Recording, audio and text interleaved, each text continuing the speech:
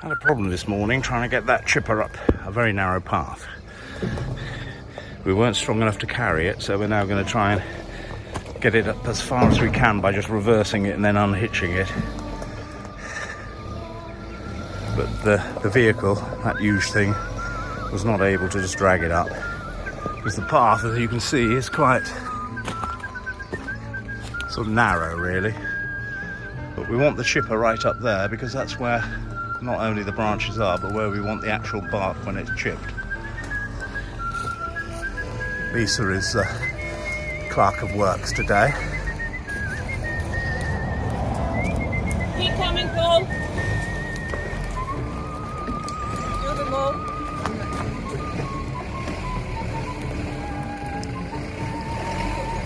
It's just going to hit that wall now.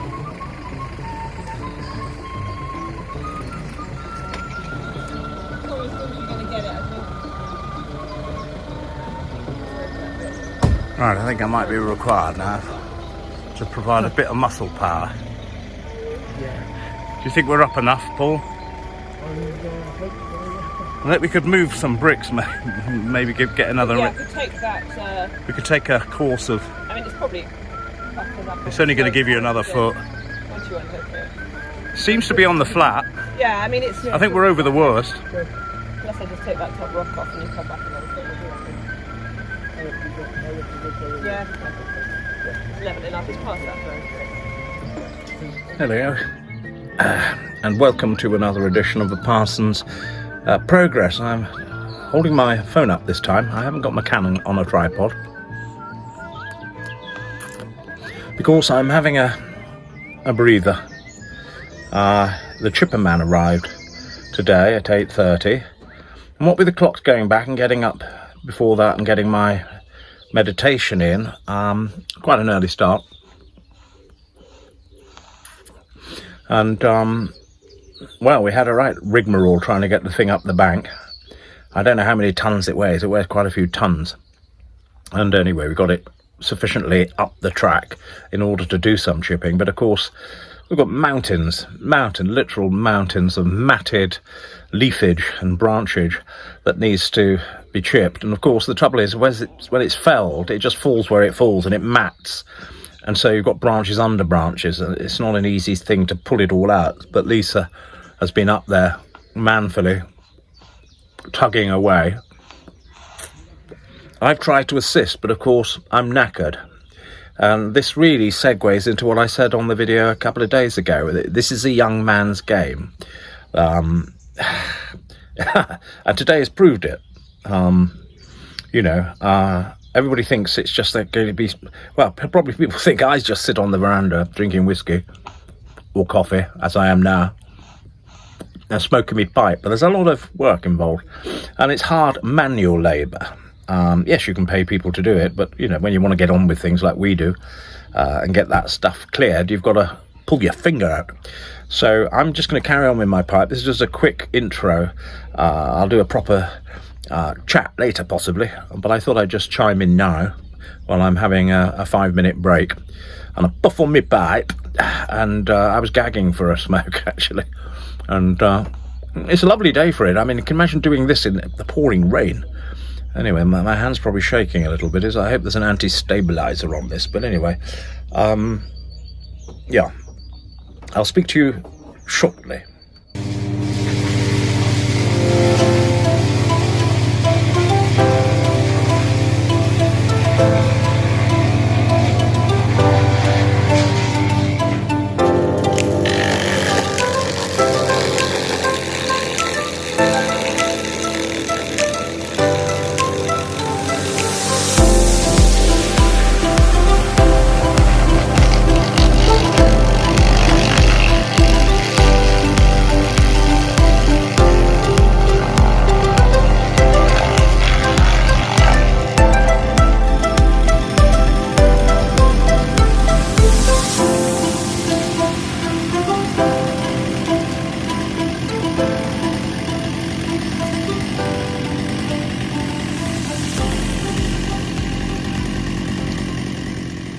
Bacon sandwiches that arrived.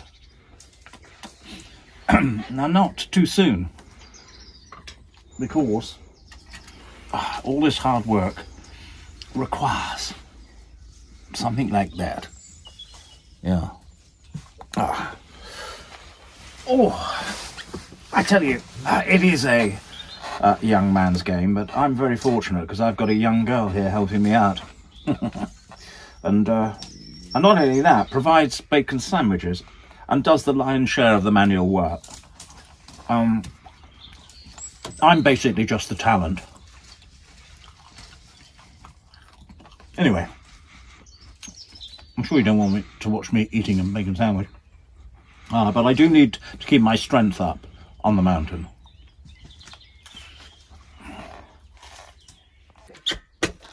Let that in. Yeah. Now you see, I've been locked out of the caravan by Lisa. She's I didn't realise the door split in two, and she's opened one bit and left the other. I thought it was to keep the sheep out, but apparently it's to keep me and my pipe out of the caravan. There you go. Idyllic bliss. There's my shower over there. Can you see it? Can I fast forward? Can I not fast forward? What's it called? Go in. Anyway, you can just about see that so-called cubicle, that jerry-built cubicle, is where I shower. Anyway, I'm going to continue to enjoy the countryside for a little bit. You'll see a big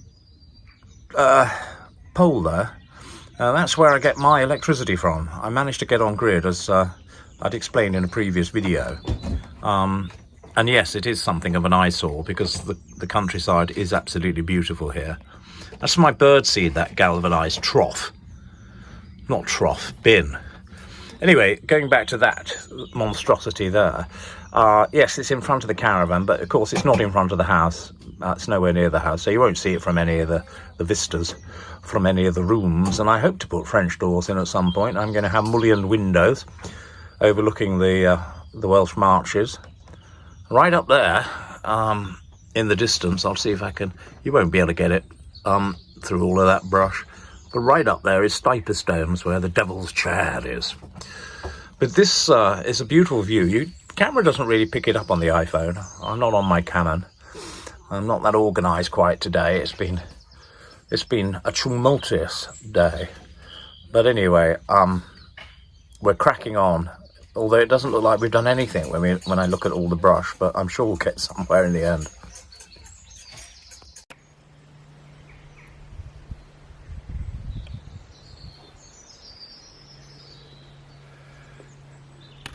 And there is my Anglo-Saxon burial mound. That is what I've chipped today. It's a huge amount of chipping. And I'm now glad that it is all over. Well, until Wednesday, when I have to start all over again. Hey ho.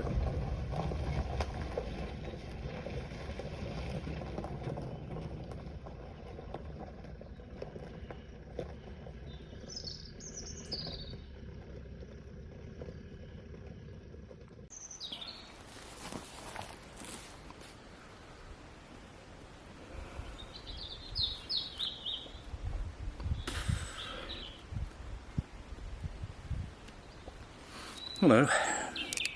Peace has been restored once more to the mountain.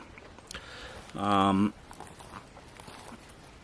sat on a log in front of logs because although I feel like I'm a hermit, rather nice whiskey, living in my hermitage, I feel more like a priest in charge of a logging station. But peace has been restored to the mountain. All day, the chipper has been chipping, and I'm not sure what the decibels are on a chipper, but they're extremely loud. And I'm quite noise sensitive, because I've got tinnitus. I had it ever since the Gulf War, the first Gulf War. I was co-located next to some howitzers. And they're jolly loud, and you feel a shockwave when they when they fire, go right through your body. That's how powerful they are. It's quite incredible. But anyway, I developed tinnitus as a result of being in that war, and I've had it ever since. So although I talk about silence, it's never quite silence for me.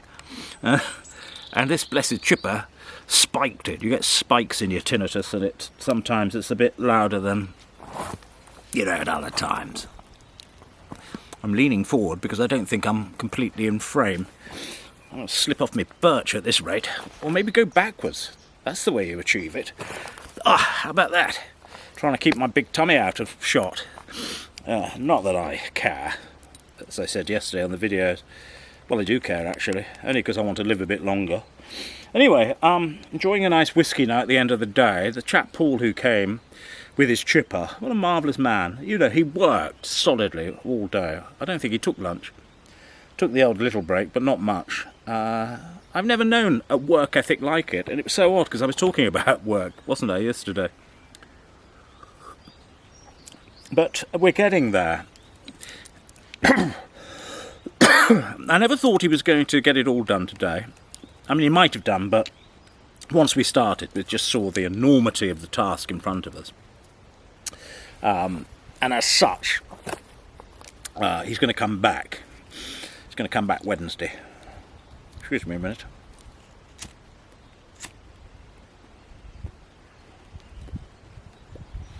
I'm smoking again my Peterson's Deluxe mixture.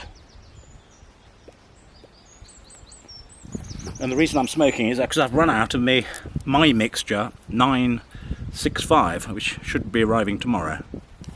So that's all good. I wouldn't normally smoke this particular blend this late in the day. But anyway, I'm tired, but in a gratifying way.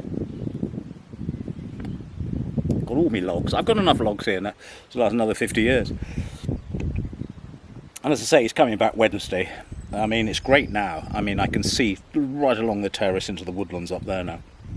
It was just a great mountain of branches. And it looks overwhelming when you start it. You think, good Lord, how on earth am I going to deal with this mountain of debris?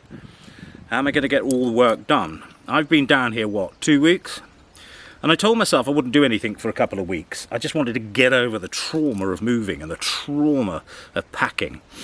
But today, it's 2 weeks I've been on the mountain, and today I decided that it would be good to get stuck in with clearing the land. Also, I contacted today the digger man, and he'll come and terrace and move huge logs about. And so it's all happening really, and it all happens in its own time. I never get exercised about these things. But I was minded today about how everything's done in steps, isn't it? Nothing is achieved immediately. Everything's done in small steps. And you just got to tackle what's in front of you, those small steps. And so a number of small steps have been achieved today, and I can see the results. And I think it's a little bit like the spiritual life, to a point. Life is a journey, and the spiritual life, if you will, is a journey.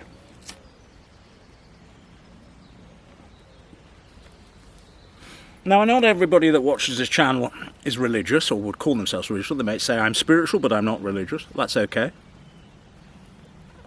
But I don't care who you are, whether you're an atheist, whether you're spiritual, whether you're religious, whether you're Catholic, whether you're non-Catholic, Orthodox, whatever.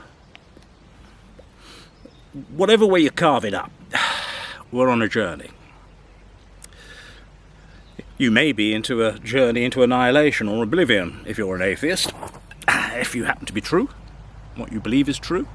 I don't, but there we are, each to their own. Every tub sits on its own bottom. That's what my grandmother used to say. Great saying that. I've never heard anybody else use it, apart from myself. Every tub sits on its own bottom, and I sit on mine, she said. And what she meant by that was, we've all got our own views about life and religion. And I'm not a preachy sort of priest. Well, I do preach in church, obviously. But I'm not pharisaical in my preaching, I hope, or legalistic or totalitarian, because there's nothing more off-putting, is there, than a totalitarian Christian. But today I was minded of the fact that whoever we are, whatever we believe, you know, we take small steps. It's a bit like snakes and ladders. You can take steps down. And some people do take steps down, don't they? You think of rock stars who take their own lives, or take too many drugs, or when they're bored of throwing televisions out of the hotel windows. And they die early, and it's very sad. And there are too many to mention. And not just them, actors too. And so there are retrograde steps one can have in life, but there are also other steps which lead you upwards and onwards. So I was also minded today of the words of St. Athanasius, who said that God became man in order that man could become God. Well, people don't know that statement. It's marvellous. The Orthodox Church particularly believe in it because they have a doctrine which I subscribe to called theosis, which we're all in the process. We're in a process. We're on a journey of small steps, necessarily, sometimes more dramatic steps, into God. It's a journey into the heart of God. And that's never a fixed state. Be very wary of Christians who tell you they've nailed it, and their denomination has nailed it. We've nailed it, and I've nailed it. Because what you're looking for, really, is evidence of theosis. It doesn't matter how many doctrines you believe in.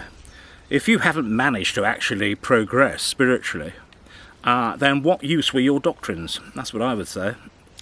I'm more interested in experiential development in the spiritual life, where taking from God's creation, taking from life in general and our relationships, we improve spiritually and as human beings this side of eternity. And that's our job, really. I think every day we need to sort of take stock. We've got to do a stock take of our lives, whether today we've moved forward, backwards, or just been treading water. And sometimes it's okay to tread water. But also it's important that we take time out in our daily schedule to stock take where we are. And so I'm going to leave you with that thought today. I haven't got a lot planned. My brain isn't entirely functioning. Not because of the whiskey, but just because I haven't stopped. I'm not getting any younger. It is heavy manual work, and it's non-stop, and in this sort of terrain, where it's not flat, you know, your joints are being pulled all over the place by the direction of the mountain and the terracing and the slopes. So everything you do in terms of lifting is much, much worse and can be dangerous.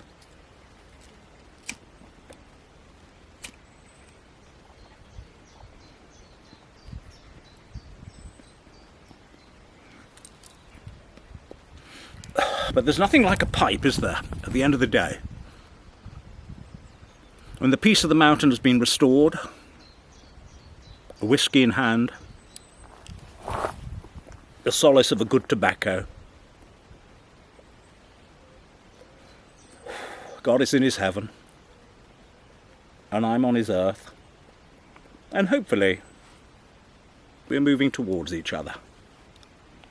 And on that note, I hope you're all right. I've had a lot of new subscribers and making lots of wonderful comments. I've probably answered about 2/3 of them. I've still got comments to make. For those of you who made a comment and I haven't replied, it's partially because I've been busy.